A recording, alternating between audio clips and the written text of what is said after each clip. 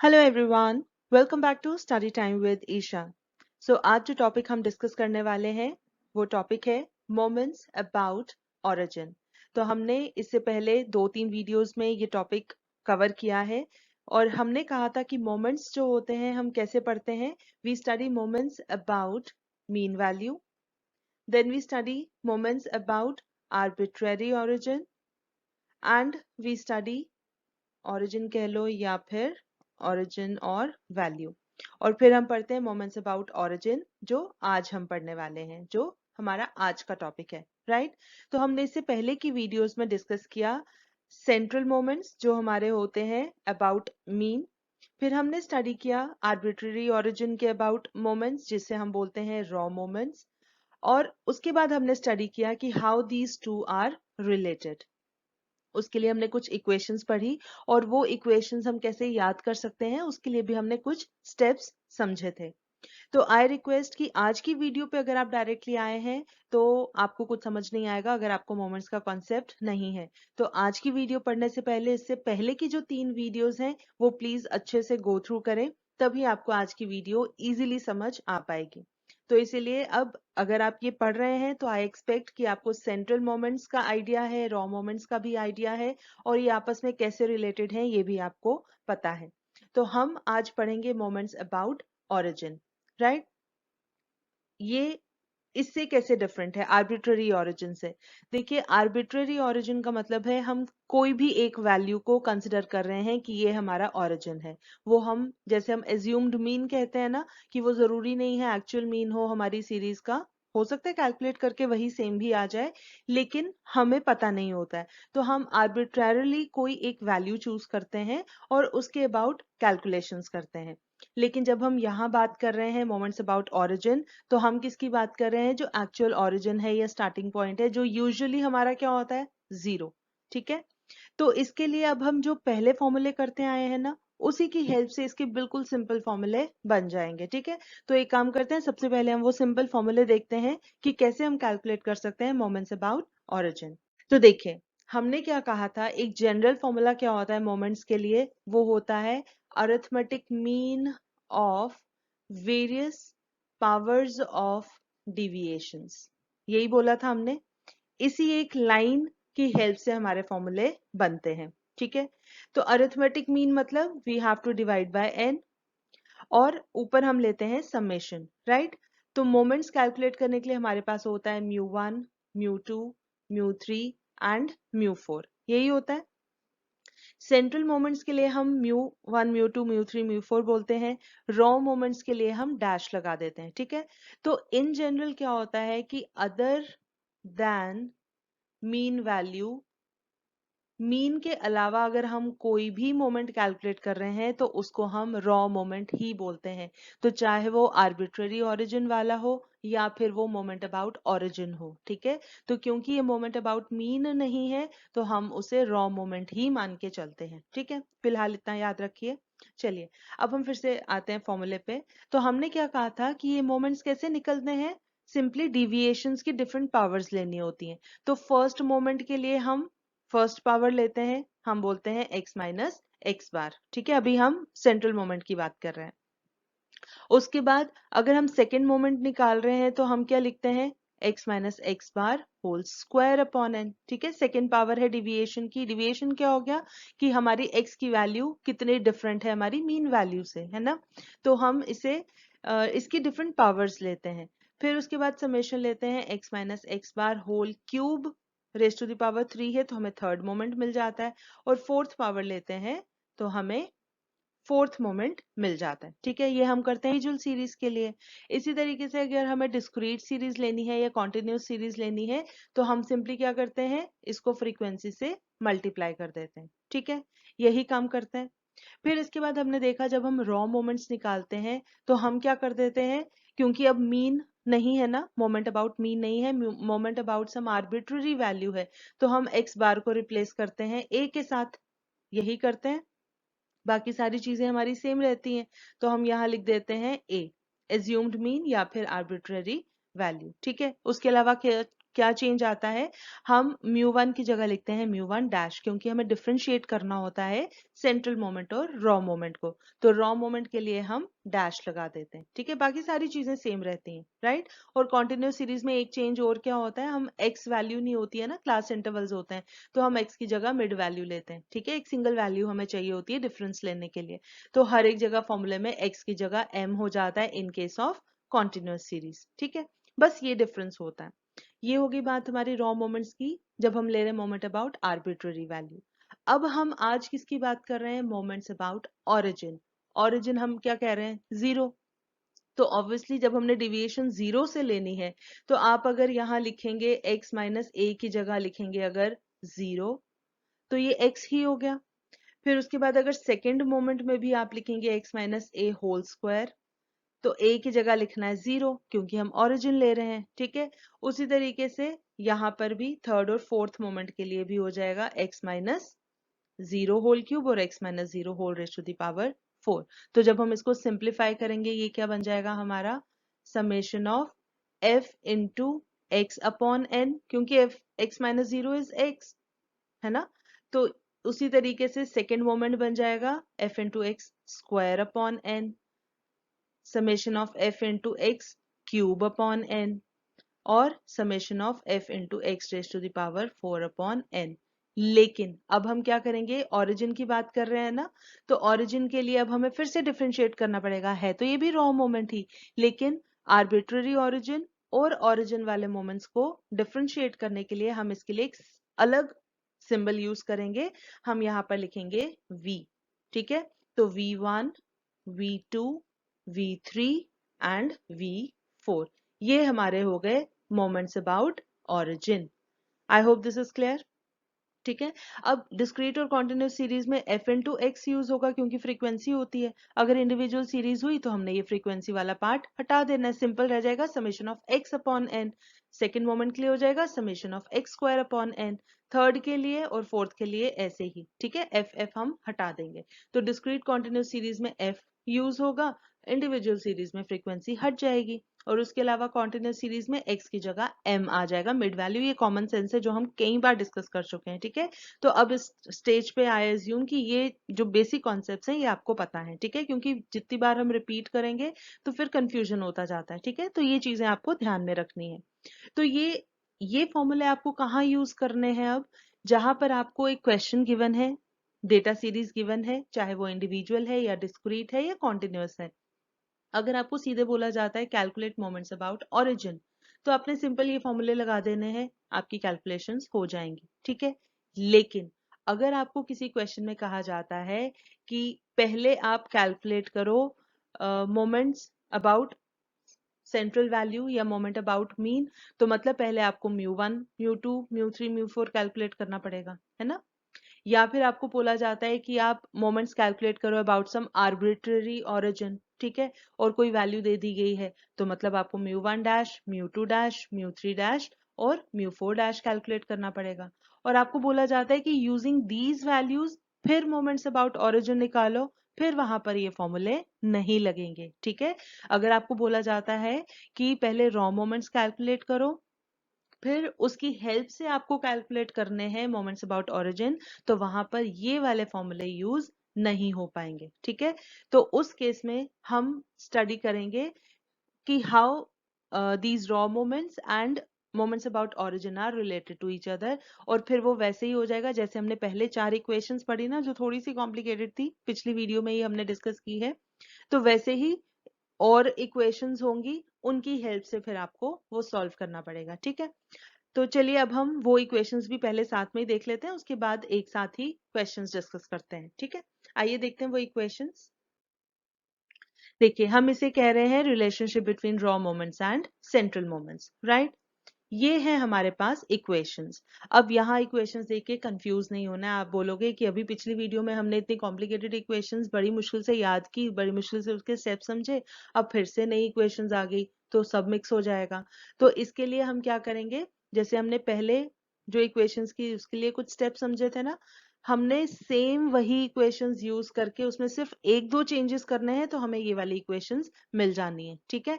तो इसीलिए आपने घबराना नहीं है। तो ये चार इक्वेशंस किसके लिए हैं? देखिए हमने लिखा है v1 v2 v3 v4, तो ये हमारे हैं मोमेंट्स अबाउट ओरिजिन, ठीक है। v1 जब हम यूज कर रहे हैं v1 v2 v3 v4, ये हमारे होते हैं मोमेंट्स अबाउट ओरिजिन, ठीक है।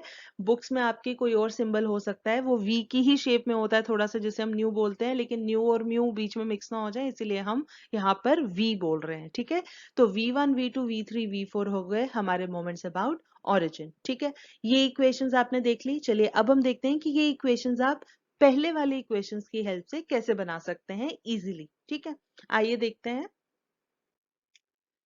तो देखिए ये जो हमने लेफ्ट हैंड साइड पे लिखी हैं जो अभी हमें इक्वेशंस चाहिए, और ये राइट हैंड साइड पे हमने लिखी हैं जो इक्वेशंस हम ऑलरेडी सब अच्छे से समझ चुके हैं, ठीक है।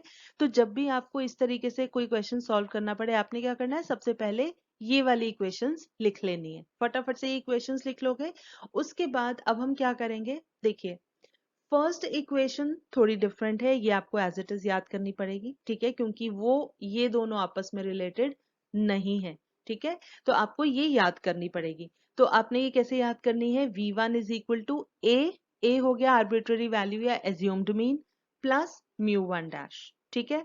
और या तो ऐसे सॉल्व कर लो या सिंपली आप मीन कैलकुलेट कर लो फटाफट से सिंपल फॉर्मूला लगा के, तो भी आपको v1 मिल जाएगा, ठीक है। या तो a प्लस म्यू1 डैश याद कर लो या फिर सीधे मीन कैलकुलेट करो, that will give you v1 की वैल्यू, ठीक है। अब ये जो बाकी की तीन इक्वेशंस हैं ये हम देखते हैं कि कैसे हम पहले वाली इक्वेशंस की हेल्प से लिख सकते हैं, ठीक है। बहुत ध्यान से समझिएगा, सिर्फ एक दो चेंजेस हैं, ज्यादा चेंजेस नहीं है, ठीक है। तो देखिए सबसे पहले आपने क्या करना है, ये लिख लेना है v2 v3 v4, ठीक है। उसके बाद अब देखिए पहले वाली इक्वेशंस में क्या था, म्यू2 था तो साथ में था म्यू2 डैश, पहली पहली टर्म। म्यू3 है तो यहाँ था म्यू3 डैश, यहाँ म्यू4 है तो यहाँ आ गया म्यू4 डैश, ठीक है। अब यहां पर आपने क्या करना है, मोमेंट्स ऑफ ओरिजिन के लिए आपने डैश हटा देना है, ठीक है। जितने भी डैश आपकी पहले वाली इक्वेशंस में है ना, इस वाली में आपका डैश कहीं पर नहीं लगेगा एक्सेप्ट ये पहले वाली इक्वेशन, ठीक है। अब हम सिर्फ इन तीन की बात कर रहे हैं, v2 v3 v4 की। तो यहाँ पर डैश वाला कुछ नहीं आएगा, तो क्या हो जाएगा, पहली पहली टर्म क्या हो जाएगी, अगर आप सेकेंड मोमेंट निकाल रहे हो v2 तो यहाँ आएगा म्यू2, v3 है तो यहाँ आएगा म्यू3, v4 है तो पहली टर्म आ जाएगी म्यू4, ठीक है। This is clear. इसके बाद जहां जहां जो है, अगर म्यू1 डैश है तो ये किससे रिप्लेस हो जाएगा, v1 से। अगर म्यू2 डैश है वो रिप्लेस हो जाएगा v2 से। अगर म्यू3 डैश है तो रिप्लेस हो जाएगा v3 से। और अगर कहीं म्यू4 डैश है वो रिप्लेस हो जाएगा v4 से, ठीक है। पहली टर्म्स को नहीं छेड़ना है, बाद वाली टर्म्स की हम बात कर रहे हैं, ठीक है। पहली टर्म्स म्यू2 म्यू3 म्यू4 ही रहेंगी, ठीक है, बस आपने डैश हटाना है। उसके बाद अब देखिए हमने कैसे चेंजेस किए, सी म्यू2 अगर हम देखें यहाँ पर है म्यू1 डैश का स्क्वायर, तो म्यू1 डैश को रिप्लेस करना है v1 के साथ, यहाँ आ गया v1 स्क्वायर, ठीक है। अभी हम साइंस की बात नहीं कर रहे। फिर उसके बाद सेकंड में आइए, तो सेकंड में देखिए यहाँ है म्यू3 डैश माइनस 3, म्यू1 डैश है, म्यू1 डैश रिप्लेस हो गया v1 से, म्यू2 डैश रिप्लेस हो गया v2 से। उसके बाद आगे +2 म्यू1 डैश है तो इसकी जगह आ गया v1, ठीक है। v1 का क्यूब, यहाँ क्यूब है तो यहाँ भी क्यूब रहेगा, पावर्स सेम रहेंगी, ठीक है। चलिए उसके बाद हम आते हैं नेक्स्ट लास्ट इक्वेशन पे। तो देखिए यहाँ पर है 4 म्यू4 डैश -4, म्यू1 डैश है, म्यू1 डैश की जगह आ गया v1, म्यू3 डैश की जगह आ गया v3। उसके आगे 6 म्यू1 डैश स्क्वायर है तो म्यू1 की जगह आ गया v1 स्क्वायर, म्यू2 डैश की जगह आ गया v2। उसके बाद आगे है -3 म्यू1 डैश और म्यू1 डैश की जगह आ गया v1, ठीक है। तो सिंपली जहां जहां म्यू1 डैश है तो म्यू1 को रिप्लेस करना है v1 से और डैश हटा देना है, म्यू2 डैश को रिप्लेस करना है v2 से, डैश हटा देना है, म्यू3 है तो v3 बना देना है, डैश हटा देना है, ठीक है। तो सिंपल ये चेंज करना है, ठीक है। ये हो गया एक चेंज। और लास्ट चेंज है आपके साइंस का, ठीक है। वो साइंस का क्या डिफरेंस है, पहली इक्वेशन आप सॉरी पहली वाली टर्म का प्लस माइनस छोड़ दो, वो तो पॉजिटिव ही है। हमने यहाँ पर कहा था कि अल्टरनेटिव साइंस होते हैं, तो यहाँ भी अल्टरनेटिव होने हैं, लेकिन चेंज क्या होगा, अब इन इक्वेशंस में जहां जहां माइनस है यहाँ पर प्लस हो जाएगा, और जहां जहां प्लस है वहां वहां माइनस हो जाएगा। तो देखिए पहली टर्म माइनस की है, यहाँ पर प्लस है, यहाँ है माइनस एंड प्लस, यहाँ हो जाएगा प्लस एंड माइनस, फिर है उसके बाद माइनस प्लस माइनस, यहाँ हो जाएगा प्लस माइनस प्लस। ठीक है, तो साइंस रिवर्स हो जाएंगे। ठीक है, I hope this is clear. तो बस ये 3 स्टेप्स आपको याद रखने हैं। क्या स्टेप्स कहे हमने, कि जो पहली पहली टर्म है वो आपको सिर्फ डैश हटा के सेम लिखनी है, उसके बाद जितने टर्म्स हैं म्यू वन डैश वाली, मतलब जितनी डैश वाली टर्म्स हैं उनके डैश हटा देने हैं, म्यू की जगह वी लगा देना है। ठीक है, और 1 2 3 सेम रहेगा, और उसके अलावा साइंस आपके रिवर्स हो जाने हैं, जहां जहां यहाँ माइनस है वहां वहां यहाँ प्लस हो जाएगा, लेकिन जो पहले की टर्म्स है फर्स्ट टर्म जो है वो सब पॉजिटिव ही रहेंगी। ठीक है, I hope this is clear. तो बस आपको दोनों तरफ की इक्वेशंस याद रखने की जरूरत नहीं है, एक बार जो आपने पहले याद कर ली उन्हीं की हेल्प से आपने ये इक्वेशंस बना लेनी है। ठीक है, तो ये हो गई हमारे फॉर्मूले की बात। अब हम कुछ 2 3 क्वेश्चंस प्रैक्टिस करते हैं जहां पर आपको पता चलेगा कि हमें किस तरीके से ये फॉर्मूले अप्लाई करने हैं। ठीक है, अब हम सारी series individual discrete continuous series नहीं करेंगे, क्योंकि वो हम डिटेल में इससे पहले वाले जो मोमेंट्स के टॉपिक्स हैं उनमें हम अच्छे से डिस्कस कर चुके हैं। ठीक है, तो हम आज सिंपल वो क्वेश्चंस करेंगे जिससे आपको एक आइडिया मिल जाएगा कि कैसे हमें ये फॉर्मूले यूज करने हैं और कहाँ यूज करने हैं। ठीक है, तो चलिए देखते हैं हमारी first example. Okay, so the question is, for the following data, find first 4 moments about 0. अब यहाँ पर हमें और कुछ नहीं पूछा गया है, सिंपल क्वेश्चन है कि गिवन डेटा है, आपको उसके लिए 4 मोमेंट्स कैलकुलेट करने हैं अबाउट जीरो। अबाउट जीरो का मतलब हो गया अबाउट ओरिजिन, राइट। अब यहाँ पर हमें x एंड f गिवन है, और x की वैल्यूज जो वेरिएबल की वैल्यूज हैं वो क्लास इंटरवल्स की फॉर्म में है, इसका मतलब this is a case of continuous series. तो जब कॉन्टिन्यूस सीरीज है तो हमें मिड वैल्यूज कैलकुलेट करनी पड़ती है। ठीक है, तो हम क्या करेंगे, इस टेबल में एक कॉलम बना लेंगे मिड वैल्यूज का, राइट। चलिए, अब हम सबसे पहले लिखते हैं फॉर्मूले, क्योंकि फॉर्मूले की हेल्प से ही हमें पता लगता है कि हमें क्या क्या चीजें कैलकुलेट करने की जरूरत है। तो हम क्या लिखेंगे, मोमेंट्स अबाउट ओरिजिन के लिए हम लिखते हैं v1 v2 v3 and v4। ठीक है, और सिंपल फॉर्मूले क्या है, क्योंकि कॉन्टिन्यूस सीरीज है तो हमने यहाँ पर एक तो फ्रीक्वेंसी लेनी है, उसके अलावा मिड वैल्यू लेनी है, x नहीं लेना है। ठीक है, तो फर्स्ट मोमेंट के लिए simple summation of f into M upon N, और सेकेंड मोमेंट के लिए हो जाएगा m का स्क्वायर, राइट। फिर थर्ड मोमेंट के लिए हो जाएगा m का क्यूब, बाकी सारी चीजें सेम रहती हैं, और फोर्थ मोमेंट के लिए m raise to the power 4 upon n। n क्या होता है हमारा, सम ऑफ फ्रीक्वेंसीज, तो अगर यहाँ पर आप सबको ऐड करेंगे तो ये मिल जाता है 10। ठीक है, अब इन फॉर्मूले के अकॉर्डिंग हमें क्या चीज चाहिए, फ्रीक्वेंसी गिवन है, मिड वैल्यूज हम कैलकुलेट कर लेंगे, लेकिन उसके अलावा हमें समेशन किसका चाहिए, f इंटू एम का। ठीक है, तो इसका मतलब हमें एक कॉलम बनाना पड़ेगा f इंटू एम का, जहां पर मिड वैल्यू और फ्रीक्वेंसी को ऐड मल्टीप्लाई करेंगे। ठीक है, उसके बाद हमें चाहिए f इंटू एम स्क्वायर, तो एक कॉलम बनेगा f इंटू एम स्क्वायर का, फिर हमें चाहिए एफ एम क्यूब एंड और रेज टू द पावर 4, तो मतलब 2 कॉलम और बनेंगे F M cube and F M raise to the power 4 वाला। ठीक है, तो हमने ये कैलकुलेशंस करनी है, बाद में इनके समेशंस ले लेने हैं, और उसके बाद फॉर्मूले में वैल्यूज पुट कर देनी है ना, बिल्कुल सिंपल। तो चलिए आइए सबसे पहले हम फटाफट से टेबल कंप्लीट करते हैं। तो देखिए यहाँ पर हमने टेबल बना रखा है, हमने यहाँ x और f की वैल्यूज लिखी हैं, उसके बाद हमने बनाया है मिड पॉइंट्स के लिए कॉलम, उसके बाद जो जो हमारी रिक्वायरमेंट है f into M, then F M square, F M cube and F M raise to the power 4, right. ये सारे कॉलम्स बन गए। अब सबसे पहले हम मिड वैल्यूज कैलकुलेट कर लेते हैं। तो 0 और 10 की मिड वैल्यू आती है 5, 10 और 20 की 15, 20 और 30 की मिड वैल्यू 25, 30 और 40 की मिड वैल्यू 35, राइट। ये होगी mid values. Now next step, अब हमें फ्रीक्वेंसी और इन मिड वैल्यूज को मल्टीप्लाई करना है। तो हमारे पास क्या वैल्यूज आएंगी, 1 into 5 is 5, 15 3s are 45, 25 into 4 is 100 and 35 into 2 is 70, right. Next अब हमें चाहिए F M square.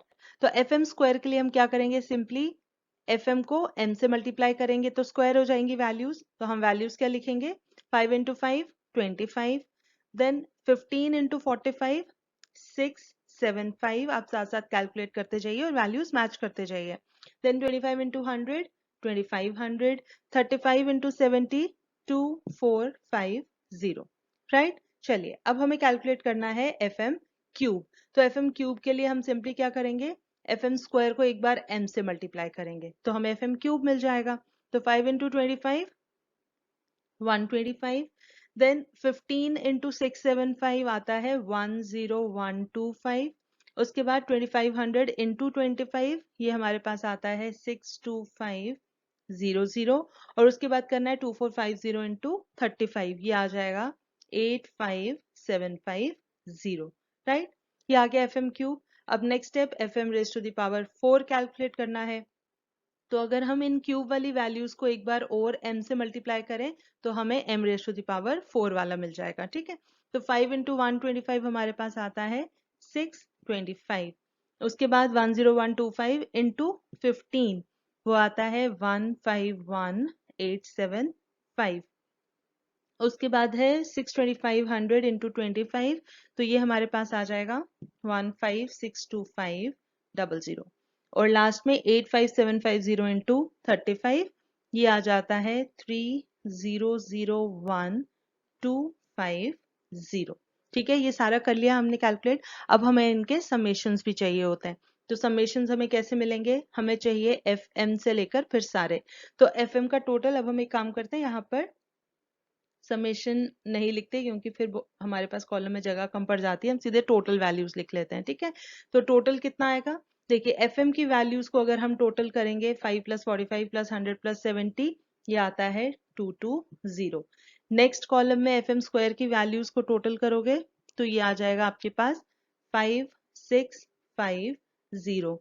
Next F M cube का टोटल आता है 15850, और F M raise to the power 4 का टोटल आता है, थोड़ी लंबी वैल्यू है, 4716250, ठीक है। ये आ गए समेशंस। अब हमें फॉर्मूले लिखने हैं और उनमें वैल्यूज पुट करनी है, ठीक है। तो हम लिख लेते हैं V1, हम कैलकुलेट कर रहे हैं मोमेंट अबाउट ओरिजिन, तो इसलिए हमें V1, V2, V3, V4 लिखना है, ठीक है। तो V1 is equal to summation of FM upon N। अच्छा, हमने N तो टोटल लिखा ही नहीं, हम यहाँ लिख लेते हैं N is equal to summation of F which is equal to, इन सबको टोटल करो आता है 10, ठीक है। चलिए यहाँ लिख लेते हैं FM है टोटल 220 अपॉन 10, ये आ जाएगा हमारे पास 22। उसके बाद V2 कैलकुलेट करना है, तो summation of FM square upon N, this is equal to, total है 5650 डिवाइड बाय 10, तो ये आ जाएगा 565। नेक्स्ट आ गया V3 third moment, summation of FM cube upon N, तो ये है 15850 डिवाइड बाय 10, तो ये आ जाएगा 15850, एक जीरो कट जाएगा, ठीक है। और लास्ट में हमारे पास है V4, तो ये हमारे पास टोटल है 4, चलिए पहले फॉर्मूला भी लिखते हैं इसका, summation of FM raise to the power 4 upon N, ये आ जाएगा 4716250 अपॉन 10, तो एक एक जीरो है वो कैंसिल हो जाएगा, हमारे पास रह गया 4716250। तो ये हो गया हमारे मोमेंट्स अबाउट ओरिजिन, ठीक है। तो हमारे पास एक value, first moment about origin is 22, second moment about origin 565, third moment about origin 15850, and fourth moment about origin 4716250। I hope this is clear। तो ये तो था बिल्कुल ही सिंपल क्वेश्चन, क्योंकि यहाँ पर हमें कोई रॉ मोमेंट्स वगैरह कैलकुलेट करने की जरूरत नहीं थी, राइट। सिंपली हमें वेरिएबल की वैल्यू गिवन थी और फ्रीक्वेंसी की वैल्यू गिवन थी, तो हमने ये सिंपल से फॉर्मूले लगाए और हमें मोमेंट्स की वैल्यू मिल गई। चलिए अब हम एक नेक्स्ट क्वेश्चन और देखते हैं, थोड़ा डिफरेंट टाइप का। Okay, so question number 2, find the first 4 moments about arbitrary origin 25 for the given data, and using them find central moments and moments about 0। अब देखिए इस तरह का क्वेश्चन अगर आपको आता है तो हमें अब क्या स्टेप्स फॉलो करने हैं। सबसे पहले तो हमें मोमेंट्स कैलकुलेट करने पड़ेंगे अबाउट आर्बिट्ररी ऑरिजिन, मतलब सबसे पहले हमें कैलकुलेट करने पड़ेंगे रॉ मोमेंट्स, और उसके लिए हमने आर्बिट्ररी ओरिजिन क्या लेना है, a इज इक्वल टू 25। ठीक है। तो हमें ये जो डैश वाली वैल्यूज है ना, μ1 dash, μ2 dash, μ3 dash and μ4 dash, ये वैल्यूज मिल जाएंगी। उसके बाद इनको यूज करके हमने सेंट्रल मोमेंट्स और मोमेंट्स अबाउट जीरो निकालने हैं, ठीक है। अब इन रॉ मोमेंट्स को यूज करके सेंट्रल मोमेंट्स अगर हमें निकालने हो, जिनको हम μ1, μ2, μ3, μ4 बोलते हैं, तो इसके लिए हमने लास्ट वीडियो में इक्वेशंस देखी हैं। उन इक्वेशंस की हेल्प से हम ये सेंट्रल मोमेंट्स कैलकुलेट करेंगे या फिर मोमेंट्स अबाउट मीन, राइट। और फिर इन वैल्यूज को यूज करके हमें मोमेंट्स अबाउट जीरो भी निकालना है। तो मोमेंट्स अबाउट जीरो जो होती हैं उनको हम कैसे डिनोट करते हैं, v के साथ, ठीक है। तो v1, v2, v3, v4 हमें कैलकुलेट करना है, ठीक है। मोमेंट्स अबाउट जीरो हो या मोमेंट्स अबाउट ओरिजिन, एक ही बात है।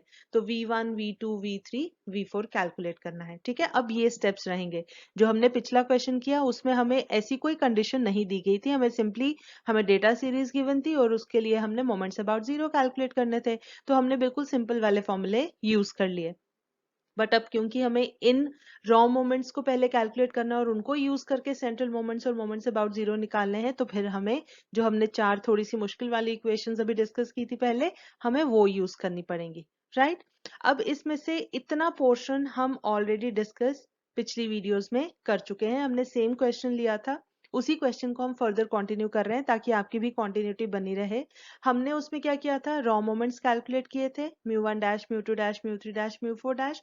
उसके बाद हमने जो रिक्वायर्ड इक्वेशंस होती हैं जिसमें हम बोलते हैं conversion of raw moments into central moments या फिर relationship between raw moments and central moments, वो इक्वेशंस यूज करके हमने सेंट्रल मोमेंट्स कैलकुलेट कर लिए थे, ठीक है। तो इसलिए अब हम डिटेल में वो पूरा सॉल्यूशन हम डिस्कस नहीं करेंगे, सिर्फ क्विकली आपको वो हम रिवाइज कर लेते हैं कि हमने क्या स्टेप्स किए थे और हमारे पास क्या आंसर्स आए थे। उसके बाद हम डायरेक्टली मूव करेंगे मोमेंट्स अबाउट जीरो की तरफ, ठीक है।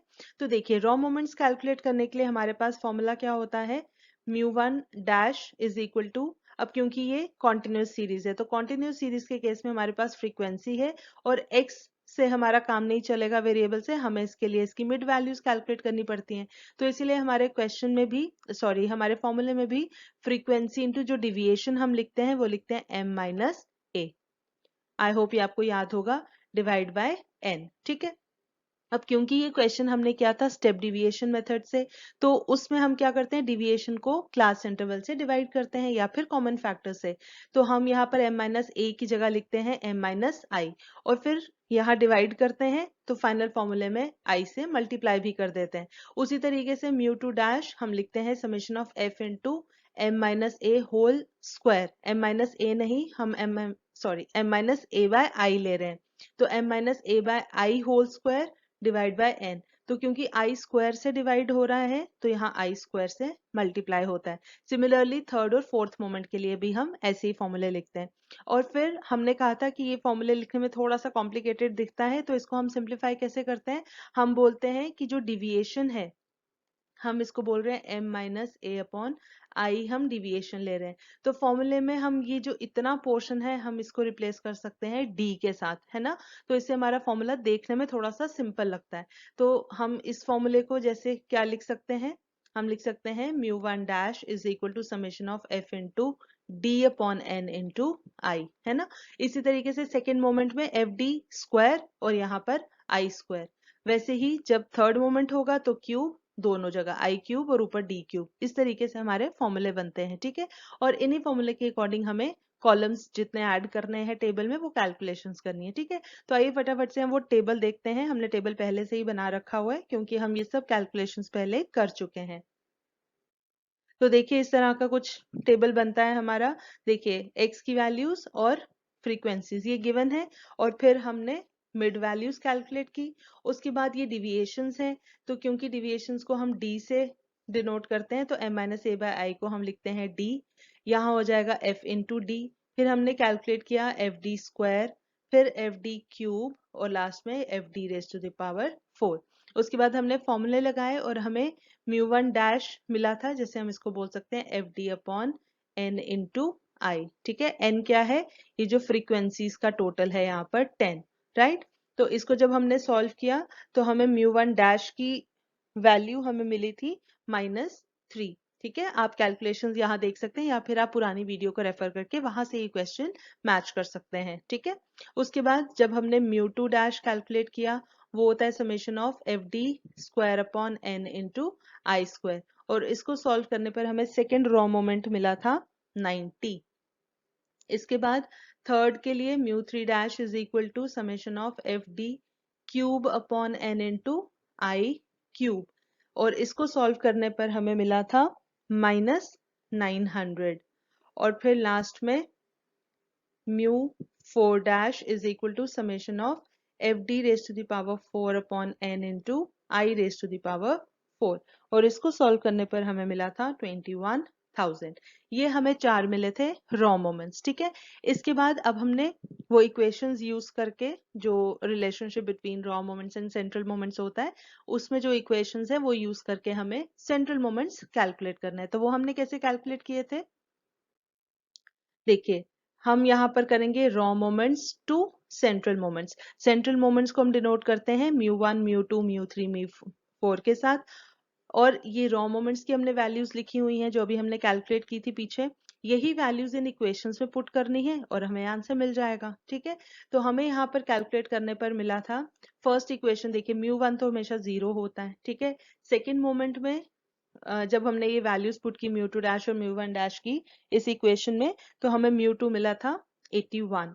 उसी तरीके से म्यू थ्री में जब हमने वैल्यूज पुट की, ये सारी जो भी रिक्वायरमेंट्स हैं ये हमने वैल्यूज पुट की, इसको सॉल्व करने पर थर्ड मोमेंट हमें मिला था -144, और फोर्थ मोमेंट हमें मिला था, ये सब वैल्यूज पुट करने पर फोर्थ मोमेंट था 14817।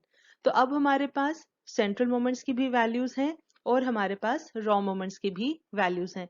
तो बस अब हमें इनको यूज करके मोमेंट्स अबाउट जीरो कैलकुलेट करना है। तो उसमें कौन सी इक्वेशंस यूज होंगी जो आज हमने फॉर्मूला के बाद देखी थी। ठीक है, v1, v2, v3, v4 वाली। तो चलिए अब वो फटाफट से देखते हैं इक्वेशंस। तो देखिए मोमेंट्स अबाउट जीरो, इसके लिए हमें ये वैल्यूज चाहिए, रॉ मोमेंट्स की भी लिखी है हमने और सेंट्रल मोमेंट्स की भी वैल्यूज लिखी हैं, बस ये वैल्यूज पुट करनी है। तो फटाफट से चलिए वैल्यूज पुट करते जाते हैं।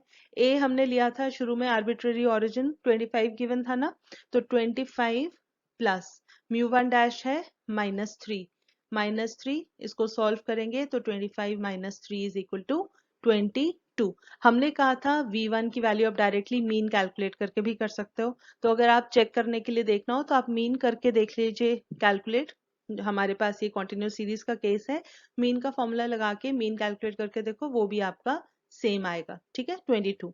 ये हो गया फर्स्ट मोमेंट। अब हम देखते हैं सेकेंड मोमेंट।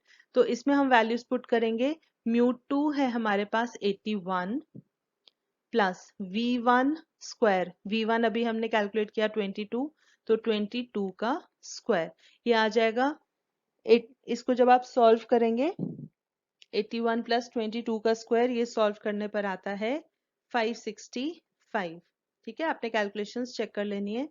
उसके बाद थर्ड मोमेंट, इसमें हम वैल्यूज पुट करेंगे, तो म्यू थ्री हमारे पास है -144 प्लस 3 इंटू v1 हमने कैलकुलेट किया 22 और v2 हमारे पास आया 565 माइनस 2 इंटू v1 आया था 22 का क्यूब।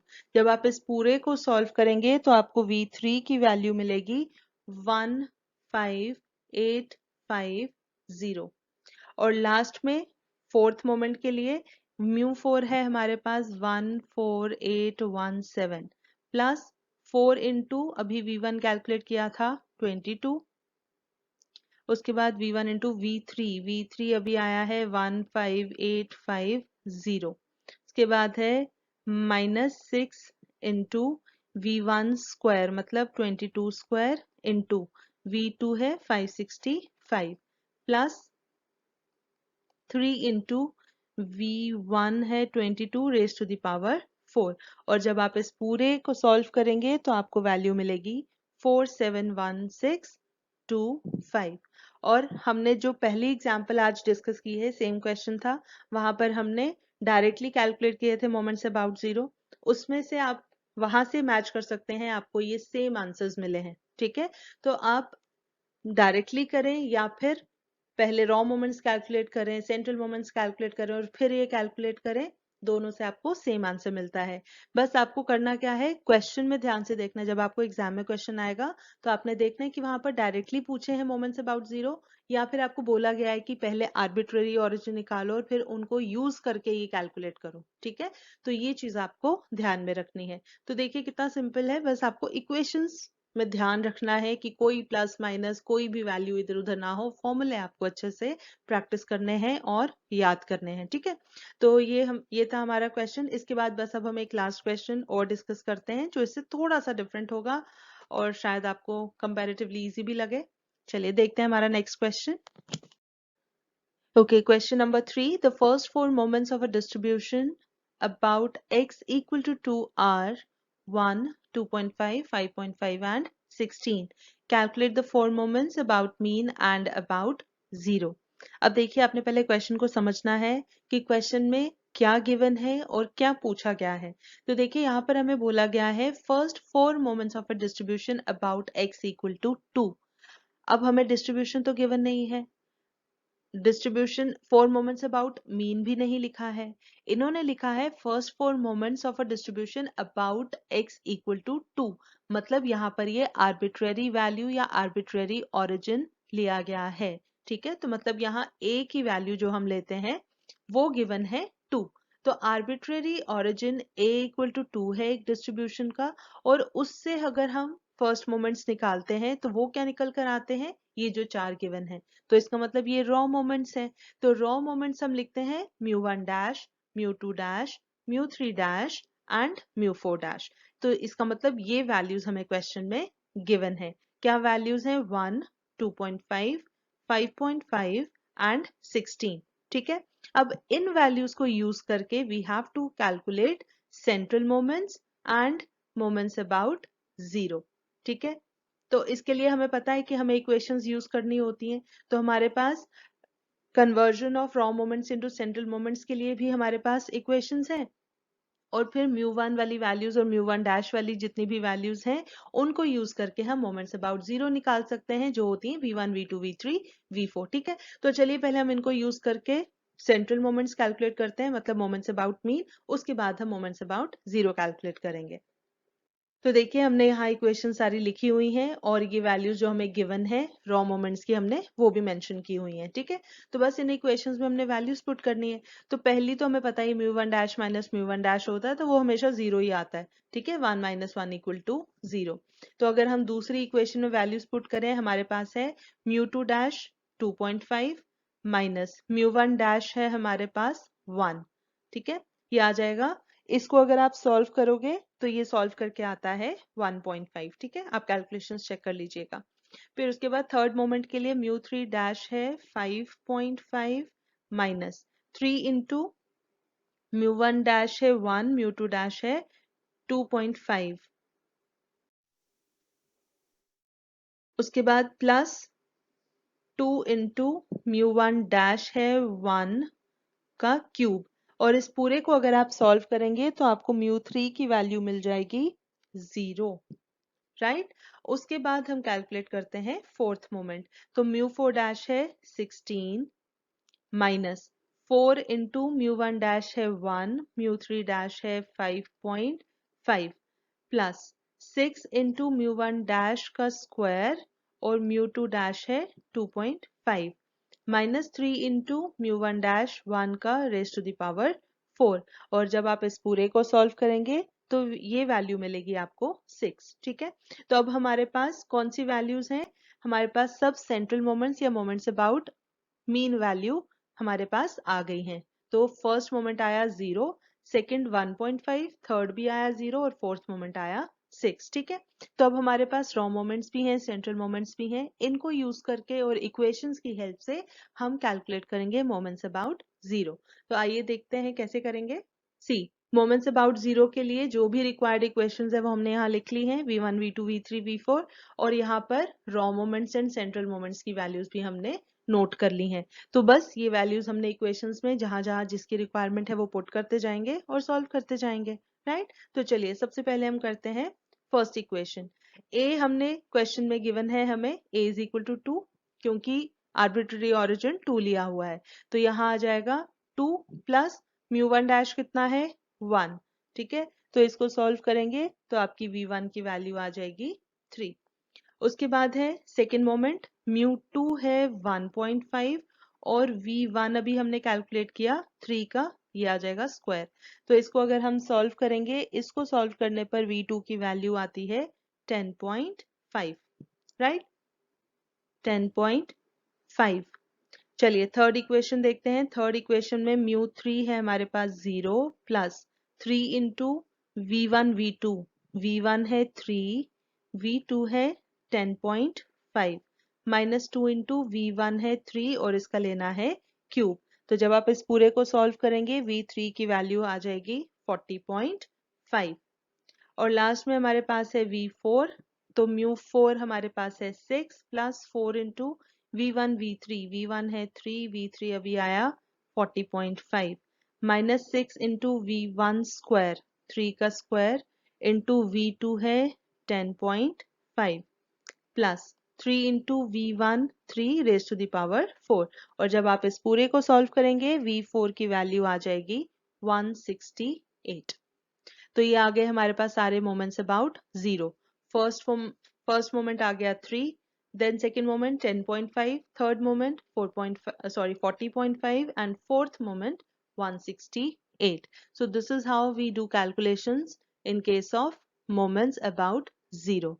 तो आपको क्वेश्चन में अगर डिस्ट्रीब्यूशन या सीरीज गिवन है तो आपने पहले, और आपको अगर बोला गया है कि आर्बिट्ररी ऑरिजिन से पहले रॉ मोमेंट्स निकालो फिर उनको यूज करके सेंट्रल मोमेंट्स और मोमेंट्स अबाउट जीरो निकालो, तो आप अकॉर्डिंगली वो प्रोसेस फॉलो करेंगे।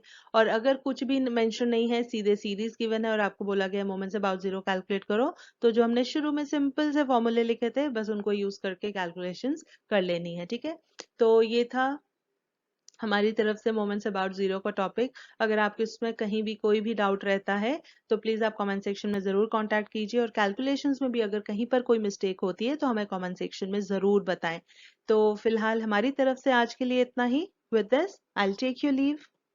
मगर जाने से पहले अगर आपको ये वीडियो पसंद आई हो तो इसे लाइक ज़रूर करें, अपने जानने वालों के साथ ज़्यादा से ज़्यादा शेयर करें, और हाँ, अगर आपने अभी तक इस चैनल को सब्सक्राइब नहीं किया है तो प्लीज़ इसे सब्सक्राइब ज़रूर करें। हम जल्दी हाजिर होंगे एक नए कॉन्सेप्ट के साथ। तब तक के लिए टेक केयर, बाय बाय।